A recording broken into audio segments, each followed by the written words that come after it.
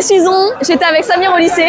T'étais dans quel endroit déjà? Moi, je suis en licence culture humaniste et scientifique. C'est une licence interdisciplinaire à Bordeaux-Montaigne. C'est très intéressant parce qu'en fait, on analyse un sujet de vie, enfin un sujet de société à travers plein de prismes, c'est-à-dire à la fois scientifique, donc type astrophysique, mathématiques, littéraire, art. Et donc on analyse un même thème autour de tous ces prismes-là. Donc du coup, c'est pour pouvoir nous essayer de un peu réfléchir de toutes les manières possibles avec toutes les possibilités que le monde nous offre finalement sur la société. Je vois. Autre question, t'étais dans quel pays à l'étranger? J'étais au Brésil. Je suis partie en Erasmus pendant 6 mois au Brésil. Et c'était comment? Alors au départ, c'était un peu spécial parce qu'il fallait que je m'adapte vachement à la culture qui était très différente à ce que moi je connaissais en Europe. Ouais. Je parlais pas du tout un mot de portugais avant de venir au Brésil parce que le Brésil parle portugais.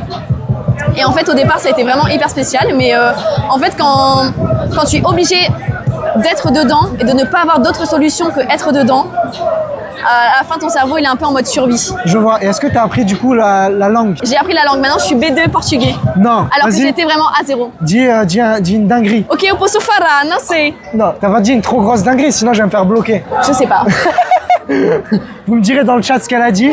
Dernière question, un conseil pour les gens qui sont derrière la caméra et qui voudraient peut-être aller à l'étranger, là où t'es allé, parce que Brésil, on peut se dire peut-être, surtout pour les meufs, genre c'est un peu risqué, etc. Toi, qu'est-ce que t'aurais à donner pour lever le doute?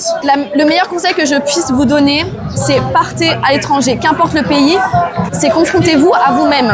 En fait, quand tu es dans un autre pays, tu es obligé d'être confronté à toi-même, c'est-à-dire de juste assumer ce qui se passe autour de toi en étant seul, loin de tout le monde.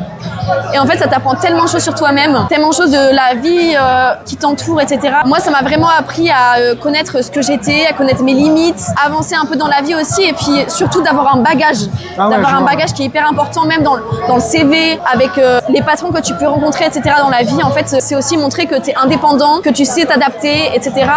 Et même, j'en suis ressortie là hyper fière de moi parce que je suis en mode, ok, je sais affronter des choses où je me sens désemparée, mais en fait, mon cerveau est capable de beaucoup de choses. Et donc, c'est vraiment hyper bon à vivre. C'est vraiment intéressant. Un mot pour conclure. Merci la vie. Voilà, merci la vie. Et abonnez-vous les frérots si vous voulez d'autres interviews. Abonnez-vous. Voilà. Abonnez-vous les gâtés. Abonnez-vous les gâtés.